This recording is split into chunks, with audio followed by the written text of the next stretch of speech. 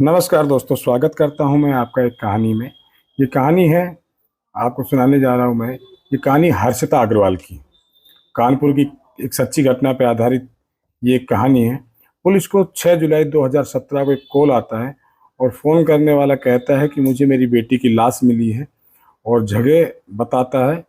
और फ़ोन करने वाला जो होता है वो एक बड़ा व्यापारी होता है जिसका नाम होता है पदम अग्रवाल, जिसका कागजों का बिजनेस होता है। उसी का फ़ोन आता है पुलिस के पास और वो बताता है कि मेरी बेटी की मुझे लाश मिली है और जगह बताता है प्रेम प्रकाश कॉलोनी। 7वीं मंजिल से गिरी है एक लड़की और वो गिरने के बाद उसकी मौत हो जाती है। मामला बहुत ही हाई प्रोफाइल था, इसी वजह से पुलिस के महकमे में अफरा तफरी का माहौल हो जाता है। सभी उच्च अधिकारी को इसकी सूचना दी जाती है और जो अधिकारी सुनता है वो उसी प्रेम प्रकाश कॉलोनी की तरफ अपनी गाड़ी लेकर के निकल जाता है। आसपास के एसएसपी, पुलिस कमिश्नर आदि सभी आसपास के थानों की पुलिस की गाड़ियां उसी कॉलोनी की तरफ रवाना हो जाती है जहां से वो कॉल आया था, प्रेम प्रकाश कॉलोनी। पदम अग्रवाल ने जो कॉल किया था उसी की तरफ, उसी की कॉल पे पुलिस चली जाती है। पुलिस मौके पर पहुंचती है। पुलिस आके देखती है कि एक 27 वर्षीय लड़की की लाश पड़ी हुई है और लाश की हालत इतनी बुरी थी कि उसका चेहरा बिल्कुल क्षतिग्रस्त हो गया था। पहचान में नहीं आ पा रहा था कि ये लाश किसकी है। उसके सर की हड्डियां टूट चुकी थी, पैर के अन्य हिस्सों की हड्डियां भी टूट चुकी थी, चूरा हो चुकी थी, क्योंकि 7वीं मंजिल से गिरी थी। हम बात कर रहे हैं एक ऐसी खूबसूरत होनहार बेटी थी अपने पिता की, जो जिसको लाश में बदल दिया था। उसको ये मौत जन्मदिन पे सरप्राइज गिफ्ट की तरह मिली थी। 6 जुलाई को सुबह एक फोन आता है हर्षिता अग्रवाल का अपने पिता के पास। वो कहती है अपने पिता से कि पिताजी, हमें आप अपने घर पे बुला लीजिए, हम यहाँ बहुत परेशान हैं। मेरी सास है जो मुझे झाड़ू से मारती है। इतनी बात सुनता है तो उसके पिता उसके ससुर के पास फ़ोन करता है, लेकिन बात नहीं हो पाती है। उसके बाद उस अपनी बेटी को फ़ोन करता है तो बेटी कहती है कि मुझे मारने की कोशिश की जा रही है यहाँ पे। मेरी सास मुझे मारना चाहती है, मुझे झाड़ू से पीटती है और मेरे साथ कुछ भी हादसा हो सकता है। जब इतनी बातें उसके पिता को पता लगती है तो वो उसके घर जाने की सोच ही रहा था, अपनी बेटी के ससुराल जाने के बारे में सोच ही रहा था। तभी अचानक करीब 1 बजे एक फ़ोन और आता है और वो फ़ोन उसकी बेटी का नहीं बल्कि उसके ससुर का फ़ोन आता है और वो कहता है कि आप तुरंत से तुरंत जितनी जल्दी हो सके आप मेरे घर पर आ जाइए, कुछ हादसा हो गया है, उसी के बारे में बताना है, बात करनी है। पदम अग्रवाल इतना सुनते हैं और अपनी पत्नी को साथ लेकर के उसके ससुर के बुलाए जगह पे अपनी बेटी के ससुराल वो जाते हैं और जाकर के देखते ही उनके पैरों के तले की जमीन खिसक जाती है। वो देखते हैं कि सामने उनकी बेटी हर्षिता अग्रवाल जो एक लाश के रूप में पड़ी हुई है। हर्षिता अग्रवाल के ससुराल वाले इस घटना को आत्महत्या बताते हैं कि उन्होंने आत्महत्या कर ली है। लेकिन पुलिस कड़ाई से जांच करती है, सारे सबूतों को परखती है। उसके बाद पुलिस एक ऐसी सच्चाई का खुलासा करता है जो सुनता है वो दंग रह जाता है। उनका दिल दहल जाता है कि इस घटना को इस तरह से भी अंजाम दिया जा सकता है। पदम अग्रवाल अपनी 2 बेटी के साथ कानपुर में रहा करते थे। उनकी एक बेटी थी बड़ी, जो जिसका नाम था दीप्ति अग्रवाल। वो अपने ससुराल में एक खुश जिंदगी जिया करती थी। और इनकी छोटी बेटी थी हर्षिता अग्रवाल, जिनको फोटोग्राफी का बहुत शौक था। वो पढ़ाई के साथ साथ अच्छी फोटोग्राफर थी, इसी में अपना वो करियर बनाना चाहती थी। लेकिन पिता चाहते थे कि वो बेटी भी अपने ससुराल चली जाए और अपनी बड़ी बहन की तरह एक मायका जैसा ही ससुराल उसको मिले। ऐसी सोच के चलते पदम अग्रवाल लड़कों की तलाश करता है तो उनको ये मिलता है। लड़के देखने का सिलसिला होता है शुरू। उसके बाद उनको कानपुर का ही एक लड़का उसका अग्रवाल पसंद आ जाता है। उसका अग्रवाल की का भी पॉलिस्टर के धागे बनाने की एक कंपनी थी। दोनों पिता पुत्र दोनों वहीं पे काम किया करते थे। पैसे दिल्ली में अच्छा, पैसे वालों में नाम था उनका, तो उनके मन को भा जाता है और हर्षिता के पिता उसकी शादी हर्षिता की तय कर देते हैं। दोनों परिवार की रजामंदी से रिश्ता तय हो जाता है और शादी का दिन आ जाता है। शादी में नामी गिरामी हस्तियों को, व्यापारियों को, सभी को बुलाया जाता है। सभी की एक रेस्टोरेंट में पार्टी सेरेमनी, शादी हो जाती है। शादी होने के बाद एक अजीब सी कहानी नज़र आती है कि जो लड़के वाले थे वो सभी का जो उनका पर्सनल खर्चा था और होटल के जो बिल थे वो सभी हर्षिता के पिता के ऊपर पदम अग्रवाल को देते हैं। ये एक अजीब सा कुछ देखने में नजर आया उस शादी में। हर्षिता के माता पिता को ये बातें कुछ अजीब सी लगी, लेकिन बेटी की खुशी के आगे उन्होंने चुप रहना उचित समझा और सारा खर्चा चुका दिया। शादी को करीब 6 महीने बीत गए। 6 महीने बीत जाने के बाद एक दिन उसके पति उनसे कहते हैं कि मशीनों में कुछ लोन लिया हुआ है हमने, और आप अपने पिता से 2 करोड़ रुपए लेकर के आओ। हर्षिता से उनके ससुराल वाले बोलते हैं कि तुम्हारे पापा के पास बहुत सारे पैसे हैं। ये बातें जब हर्षिता सुनती है तो वो चौंक जाती है कि ये इस तरह की बातें कैसे कर रहे हैं। लेकिन जो हर्षिता की सास थी वो रेणु अग्रवाल बहुत ही शातिर औरत थी। जब हर्षिता इस तरह की बात सुनती है तो वो इनकार कर देती है कि मैं अपने माँ माँ पापा से पैसे लेके नहीं आऊँगी। और इसी दिन से रेणु अग्रवाल जो उसकी सास होती है वो उस पर अत्याचार करना चालू कर देती है, उसका जीना दुश्वार कर देती है। या तो पैसे लेके आओ या फिर अत्याचार सहो। इस तरह की कंडीशन हर्षिता अग्रवाल के साथ होने लगती है। अत्याचार लगातार बढ़ते हैं। घर में नौकरानी होते हुए भी हर्षिता को ही सारा घर का काम करना पड़ता था। जो उसके पति थे वो भी, उनका व्यवहार अचानक चेंज हो जाता है और वो भी अपनी माँ का ही साथ देने लगता है। रानू मंडल जो एक पढ़ी लिखी महिला कहलाती थी, उसकी अत्याचार इस कदर बढ़ गए थे कि उस लड़की का जीना दुश्वार हो गया। शादी के कुछ दिनों बाद वो लड़की उदास रहने लगी, लेकिन उसके माता पिता उसको देखते हैं तो पूछते हैं बार बार कि ऐसा क्या हुआ है कि तुम उदास रहने लगती हो। लेकिन वो बेचारी कुछ नहीं बताती अपने माता पिता को कि उनसे इस तरह से पैसों की डिमांड की गई है, अपने माता पिता से पैसे लाने के लिए दबाव डाला जा रहा है, मुझ पर अत्याचार हो रहा है। पिता की काफ़ी कोशिशों के बाद हर्षिता अग्रवाल अपने पिता को ये सारी बातें बता देती है कि उसके साथ इस तरह का खेल खेला जा रहा है, इस तरह से उसके साथ अत्याचार किया जा रहा है। तो उसके पिता सलाह देते हैं कि आप उस परिवार को छोड़ दो, उससे तलाक ले लो, अपने घर पे आ जाओ। लेकिन हर्षिता कहती है कि नहीं, मैं उसी घर में ठीक हूँ, ये कुछ दिनों की बात है और मैं उसको घर को मैनेज कर लूँगी, परिवार को मैनेज कर लूँगी। कहानी आगे बढ़ती है और कुछ दिनों का समय और बीतता है तो हर्षिता अग्रवाल पे अत्याचार बढ़ने ही लगते हैं, क्योंकि उसके पति उसका अग्रवाल, उसकी सास रानू अग्रवाल और उसकी एक ननद थी, वो भी उसके साथ अत्याचार करने लगती है। जब ये सब बातों की शिकायत अपने पिता से करती है तो उसके पिता एक दिन हर्षिता को लाने उसके ससुराल पहुंच जाते हैं। आप आपस में काफ़ी कहासुनी होने के बाद उसके पिता हर्षिता अग्रवाल को लेकर के अपने घर आ जाते हैं। कुछ दिन बीतने के बाद हर्षिता का पति उत्कर्ष अग्रवाल एक दिन उसको लेने के लिए उनके घर, हर्षिता अग्रवाल के घर पहुंच जाता है। उसके पिता से माफ़ी मांगता और कहता आगे से ऐसा कुछ नहीं होगा जिससे आपको शिकायत करने का मौका मिले, इस बात की मैं गारंटी देती हूँ। और हर्षिता उनकी बातों में आ जाती है और वो उसके साथ जाने के लिए तैयार हो जाती है, क्योंकि वो अपने पति से बहुत ज़्यादा प्यार करती थी। इसी कारण से वो अपने पति की बातों पर विश्वास कर लेती है और उसके साथ चलने के लिए तैयार हो जाती है। हर्षिता अपने ससुराल आ जाती है। कुछ महीने सामान्य रहता है, लेकिन फिर उनका अत्याचार उस पर बढ़ने लगता है।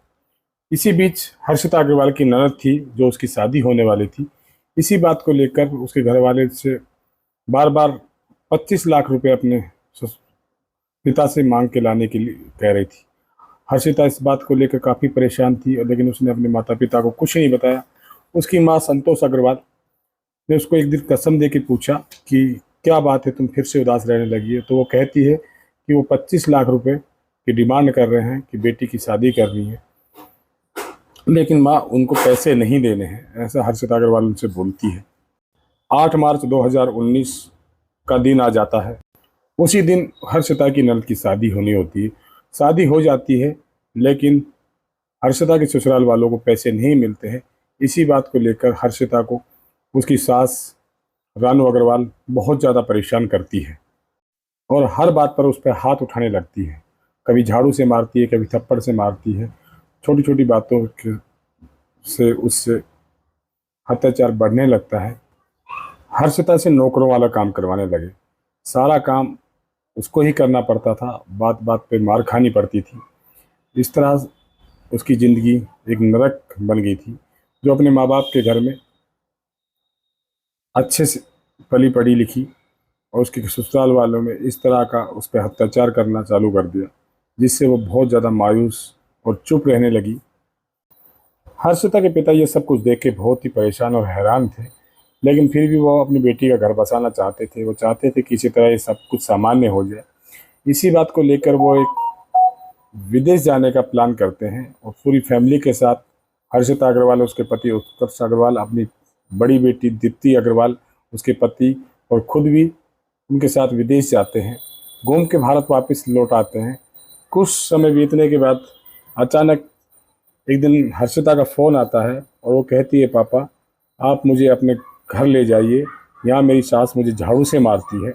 उस दिन हर्षिता का जन्मदिन भी होता है। हर्षिता पिता को फ़ोन करके बताती है कि वो मुझे मारने की कोशिश कर रहे हैं। इसके बाद उसके पिता को चिंता हो जाती है, तो वो उसके ससुर के पास फ़ोन मिलाते हैं, लेकिन फ़ोन नहीं मिल पाता है। वो फ़ोन नहीं उठाते हैं और फिर दिन में करीब 1 बजे उनका फ़ोन आता है और वो जा कर के देखते हैं कि इस तरह का हादसा हो गया है। 7वीं मंजिल से हर्षिता अग्रवाल नीचे गिर गई है और उसकी मृत्यु हो गई है। हर्षिता की सास और ससुर और उसके पति जब देखते हैं कि हर्षिता के पिता आ गए हैं, तो उसकी तरफ बढ़ते हैं और कहते हैं कि हर्षिता ने ऊपर से कूदकर आत्महत्या कर ली है। इसी बात को लेकर उसको गुस्सा आता है। वो चिल्ला के कहता है कि मेरी बेटी कूदी नहीं है, तुमने उसको धक्का देके मार डाला है। इसके बाद वो पुलिस को फ़ोन करता है और इस बारे में पुलिस को बताता है कि मेरी बेटी को इन लोगों ने धक्का दे करके ऊपर से गिरा दिया है, मार दिया है। और अपने सभी सगे संबंधी और रिश्तेदारों को भी फ़ोन करता है और सबको ये बात बता देता है। उसके बाद उनके रिश्तेदार भी आ जाते हैं।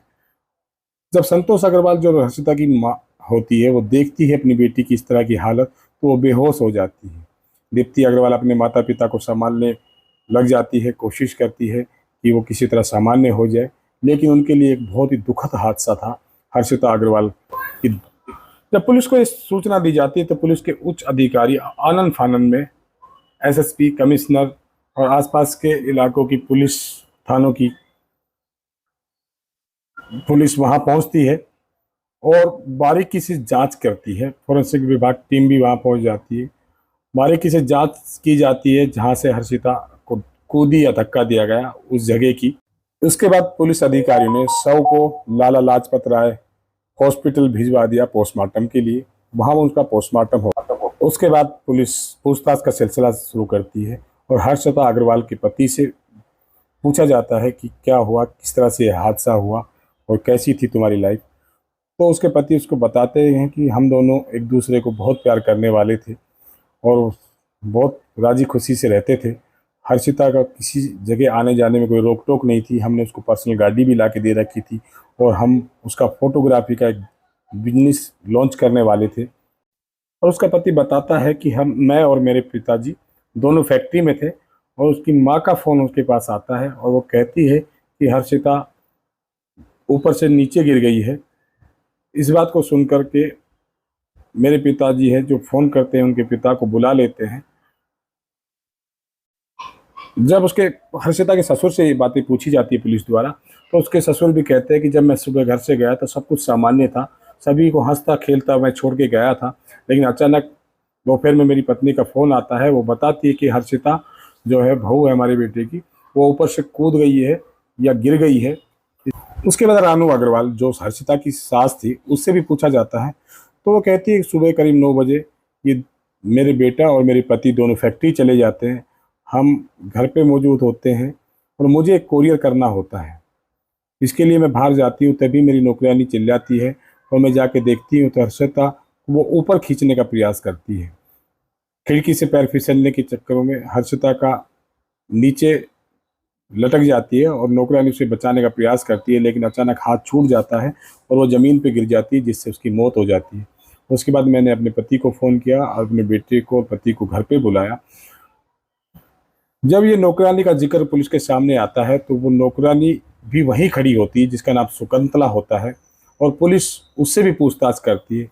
शकुंतला से जब पूछताछ करती है तो पुलिस के सामने कुछ इस तरह का खुलासा हुआ कि उसकी जो सास थी रानू अग्रवाल, वो झूठ बोल रही है।